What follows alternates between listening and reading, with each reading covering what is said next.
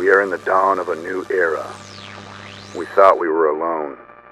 Rangers, the last survivors. But as the skies clear and the radiation fades, we're picking up more distant signals. And I'll be honest, what I'm hearing out there scares the living shit out of me. Don't listen to that murderer, you fool! Vargas may call himself a general now, but he and his rangers are still the same dog-killing savages they were 15 years ago. The Red Scorpions will protect you people. The Rangers are no good, lying Let our muzzle flash be the light in the darkness, brothers and sisters. Our shining blades are the beacons that lead sinners to salvation. Some call us murderers or lunatics, but we are an army. God's army. Put on earth to wipe the slate clean. Can I get an amen, brothers and sisters?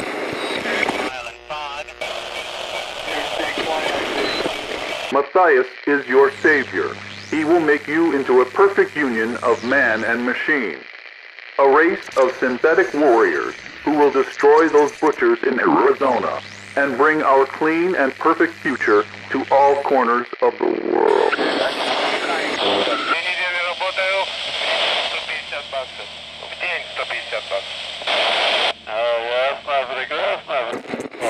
We must remain vigilant, Rangers. We must look to our borders and beyond, because the enemy is coming, whether we're ready for them or not. Ranger Citadel, this is Ag Center. Come in. We're under attack. It's the plants. Please come in. Ag Center, this is Citadel Base. Please state your situation. Over. Oh, thank God. Please, please hurry. The plants are attacking. They're killing us. Oh, God. The door. They're breaking down the fucking door. Ranger Team Echo 1, we have a distress call from the Ag Center. They're reporting unusual plant activity with casualties. Time to earn your pay, cupcakes.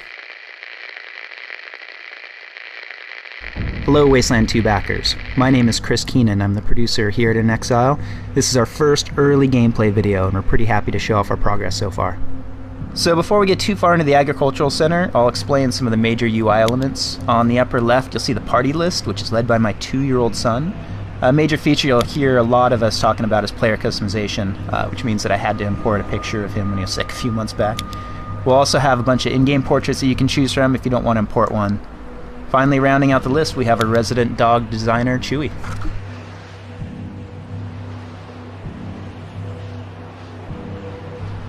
So early on, we promised customizable UI. You can drag each one of the modules around the screen to change its size or orientation by unlocking it. On the lower left, we have the action bar. You'll find a lot of the general gameplay buttons here, your equipped weapon, action point indicators, and combat. The middle is a skill bar. There's over 30 skills in the game, and you can put your 6 most used per character in each one of these slots. And this one is the text window, which we use very heavily to keep the same narrative feel of the original Wasteland. Definitely keep an eye on it throughout the demo.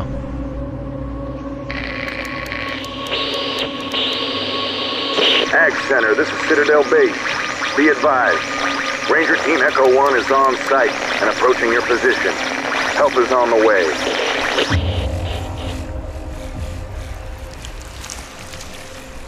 Now we're coming across some enemies for combat. By selecting the icon for perception, you can do a skill check on the enemies and have a possibility of seeing some additional enemy information as well as their perception cone.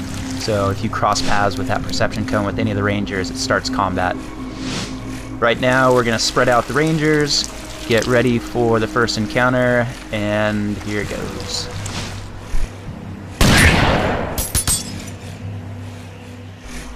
So now that combat has started, we go into a turn-based mode. The rule set is built on the original Wasteland and Mercenary Spies and Private Eyes with some tweaks to it. So we use things like distance-based modifiers for a chance to hit, including higher % chance as enemies get closer to you. Enemy size and speeds also affect your chance to hit. Larger enemies are much easier to hit than smaller guys or very quick enemies. As well, we tack on friendly fire too, so you really have to pay attention to where your team is standing within combat and use strategy to move around them. Another thing that we're doing is making sure that sounds are also alerting enemies. So if you fire a shot somewhere outside of the range of enemies, they don't care. If you're close to them, then they might actually go to alert the sound and see they can figure out who shot it. So we do have a hex-based system as well. You can see here that one of the player customization options is we default it off, but if you want to play with the hex grid on, you are more than welcome to do so. How you spec your attributes during character creation changes each one of these characters pretty drastically. Our backers helped us come up with the classic system, which is coordination, luck, awareness, strength, speed, intelligence, and charisma. Coordination in combat gives you additional action points, basically meaning that you're more efficient with each of your actions. Awareness increases your initiative, generally gives you a few more turns than any one combat encounter. Strength gives you a higher maximum constitution and melee damage. Constitution is our version of hit points. And speed will increase your movement in combat. So between the trade-offs of where you put the points in each one of those different attributes can give you a pretty vastly different character for combat. As you might have noticed by now, we're using a two-stage fog of war system. The first layer is areas that you haven't yet explored, and the second one is what you have explored but is just outside of your current perception radius. And now we're going to show an ambush maneuver. You can select multiple rangers and have them fire on an enemy at once to start combat. You don't have to select just a single type.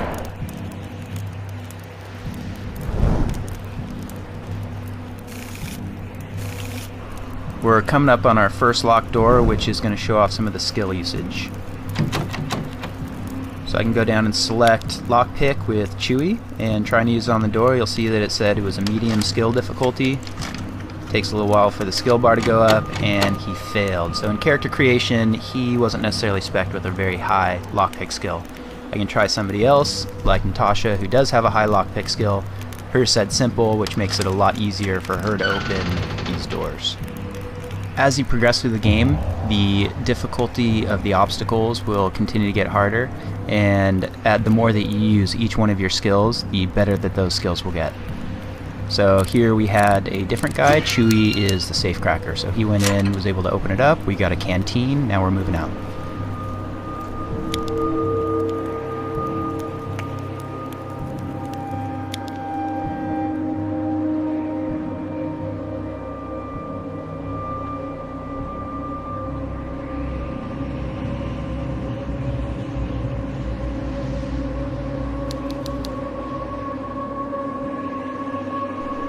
So I told you earlier to keep an eye on the description text window, and one reason for that is that a lot of times we will give you clues as you go through the game for things that you can do within the world. This one here says the ramshackle gate looks ready to collapse under the slightest encouragement, so that gives me a hint.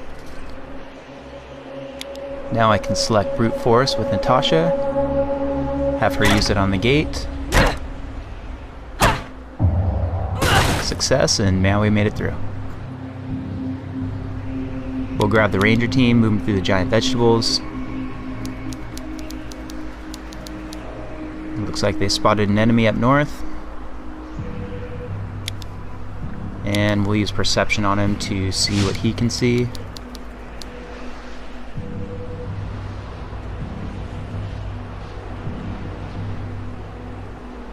So this looks like a good opportunity to take somebody, bring him around to a cover point, and see if we can flank him from behind with the other team.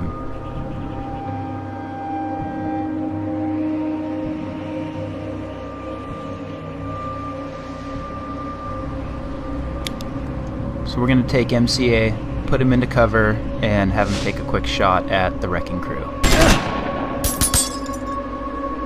The wrecking crew guy goes to cover. So cover plays a pretty big part in the game. When you are in cover, anybody shooting at you has a penalty to their chance to hit. So you can see by the other guys flanking from behind, they're getting a much higher chance to hit with equivalent weapons than MCA is in cover. and they took him out.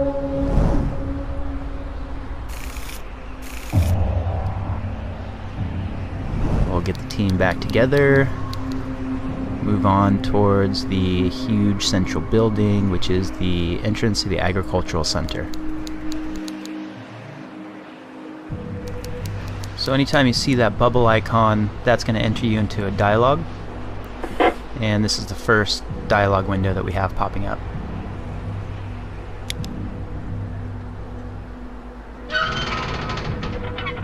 Looks like she let us in. The Rangers are going to make their way into the central complex. After we enter our fake level load, because we haven't implemented it yet, we end up in our first interior. Now the Rangers are introduced to Kathy Lawson. Both Kathy Lawson and Matt Forrestal were some of our first $1,000 backers. In fact, Matt was the very first one that we had. This also gives a good glimpse of the keyword system that we're using. So on the left-hand side, you have your local keywords, and those are ones that Kathy specifically cares about. As you go through the conversation, you will branch into different keywords, or you might close off some other ones, and the ones that you keep will go into the regional keyword section. Also big keywords like missions or anything that is a large item within the world will show up in the regional keyword section.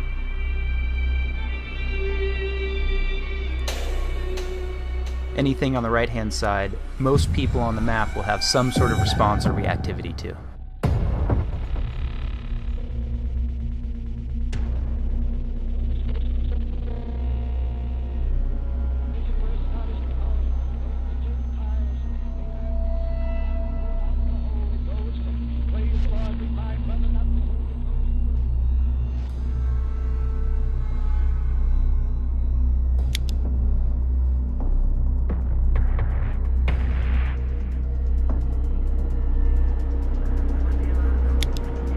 Kathy here is essentially giving the Rangers their first mission to do inside the agricultural center. And they make their way over to Matt Forrestal.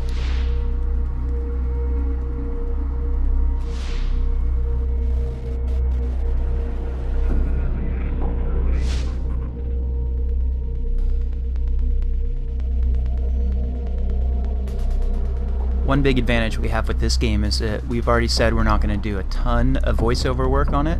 So being that it's text-based, we can do pass after pass of reactivity going through there. So we can make sure that people are responding to specific items that you're wearing, to, you know, male or female in the party, to your charisma level, your strength level, all kinds of different variables. As well, we said that we were going to have the ability to type in specific keywords that aren't shown in either of the lists on the side. So here you saw him talk about Vargas. Anybody that played the original game remembers Snake Vargas, and sure enough, he has a line to say about that.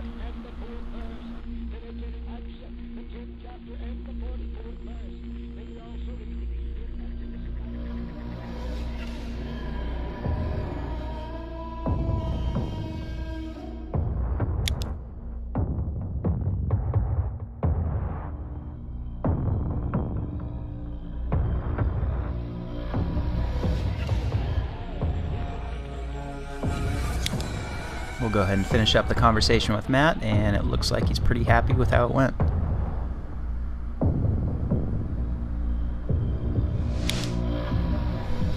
So tying back into the narrative approach that we're taking, we want to make sure that most of the items in the world had some sort of description to them that gave you more information about the world.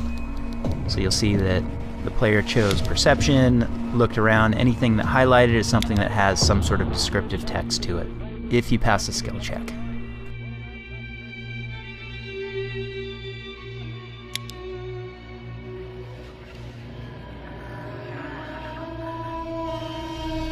Some of the descriptive text you come across are put in there pretty much just to entertain us.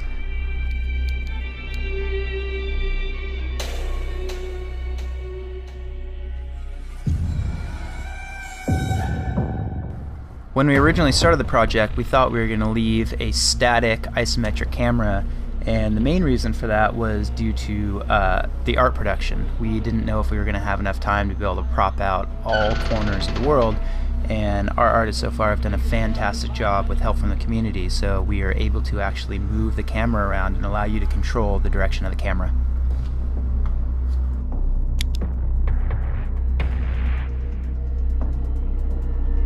One of the things that we loved about the original Wasteland was that there was more than one way to solve the same obstacle. You could use strength on a door to break it down, you can use an RPG to blow it up, you could use demolitions on the door, you could pick it, and we want to make sure that we're keeping the same thing for this game. So lockpick isn't going to be the solution for every single door that you find. This one here, brute force works, later on maybe demolitions work.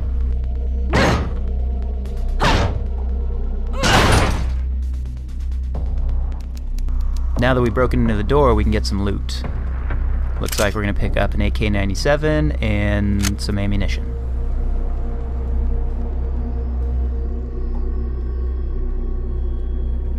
Now we'll grab the rest of the team and continue exploring the halls of the Agricultural Center.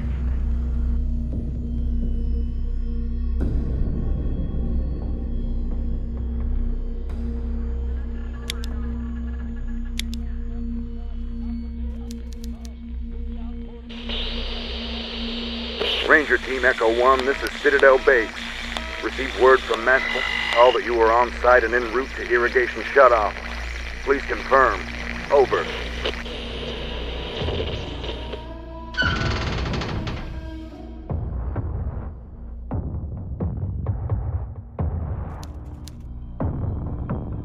Here's a door that the Rangers probably should be using alarm disarm on, and when they don't, bad shit happens.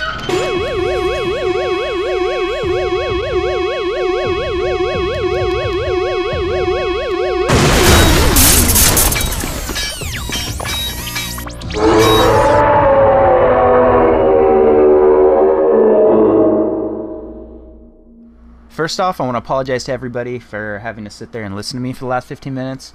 And second, everybody in Exile wants to thank each and every one of you that helped pledge for the game. We really hope that you're happy with where your money's gone. Team could not be more excited to be making this game. I think we're on a pretty good track, and we hope you think so too. Thanks for watching.